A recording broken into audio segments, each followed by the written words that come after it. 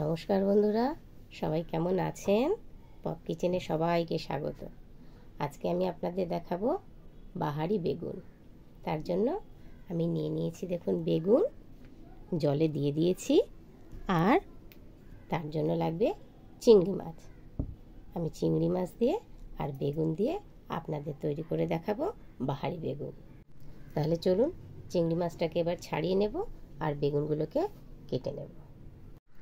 বাহারি বেগুন রান্না করতে কিন্তু ছোট ছোট বেগুন লাগবে এবং সেগুলো একদম কচি হতে হবে, তাহলেই রান্নাটা বেশি সুন্দর হবে। দেখুন আমি বেগুনগুলো সমস্ত কেটে নিয়েছি। মশলা নিচ্ছি, দেখুন আদা, রসুন, সাদা জিরে আর শুকনো লঙ্কা একসঙ্গে শিলে বেটে নেব। আর মিক্সিং জারে পেস্ট করে নেব পেঁয়াজ, আমার ছাড়িয়ে রাখা চিংড়ি মাছ আর টমেটো আর দুটো কাঁচা লঙ্কা।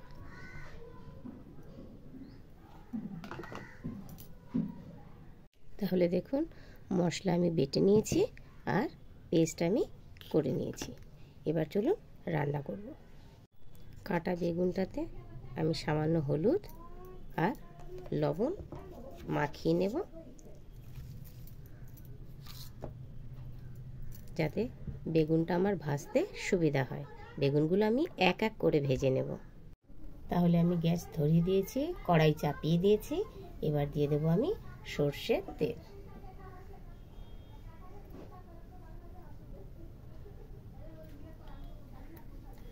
বেগুনগুলো আমি লাল লাল করে ভেজে নেব।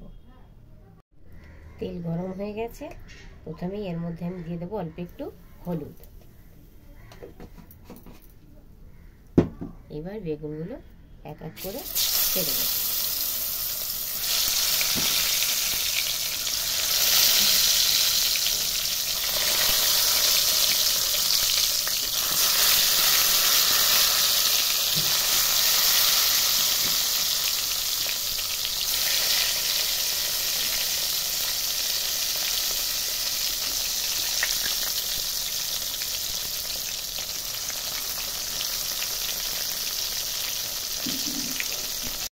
দেখুন একদম লাল লাল করে ভাজা হয়ে গেছে।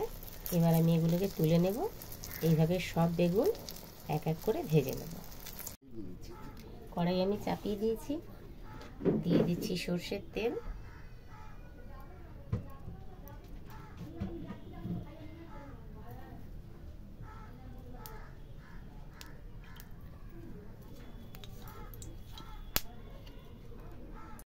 তেল গরম হয়ে গেছে, দিয়ে দিচ্ছি সাদা জিরে, দুটো ছোট তেজপাতা, দুটো এলাচ, একটা লবঙ্গ আর একটুখানি দারচিনি।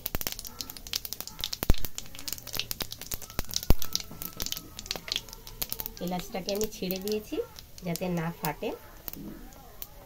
এবার দেব সামান্য হলুদ,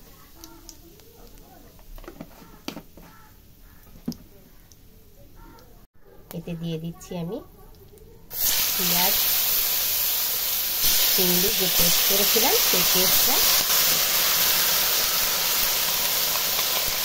টমেটো, কাঁচা লঙ্কা, পেঁয়াজ আর চিংড়ি একসাথে পেস্ট।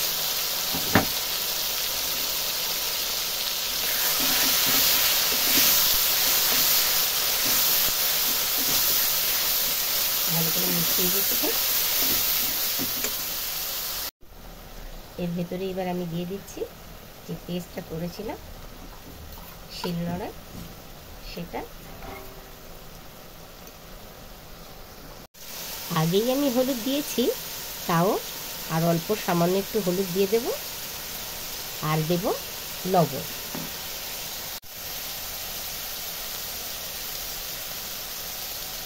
তার কারণ বেগুন ভাজাতে আমি লবণ দিয়েছি, এবার দিলাম অল্প লবণ। এতে দিয়ে দিচ্ছি একটুখানি জল, জল দিয়ে আবার কষাবো।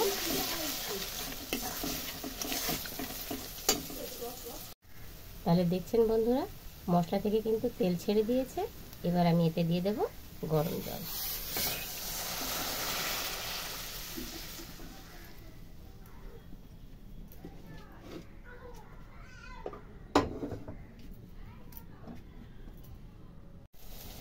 তাহলে ঝোল আমার একদম কমপ্লিট হয়ে গেছে। এবার আমি দিয়ে দেব ভেজে রাখা বেগুনগুলো।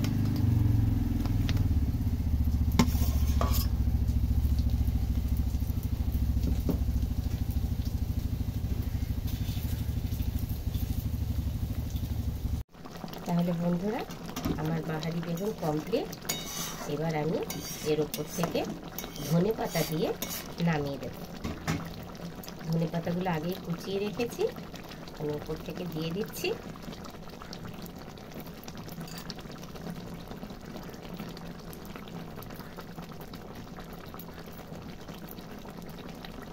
এবার আমি এটাকে নামাবো। বাহারি বেগুন আপনারা যদি বাড়িতে রান্না করে খান তাহলে হাত চাটতে থাকবেন। আমার রান্না আপনাদের কেমন লাগছে অবশ্যই কমেন্ট করে জানাবেন। রান্না ভালো লাগলে লাইক করবেন, শেয়ার করবেন আর সাবস্ক্রাইব করবেন। তাহলে আজকের মতন এই পর্যন্ত, টাটা।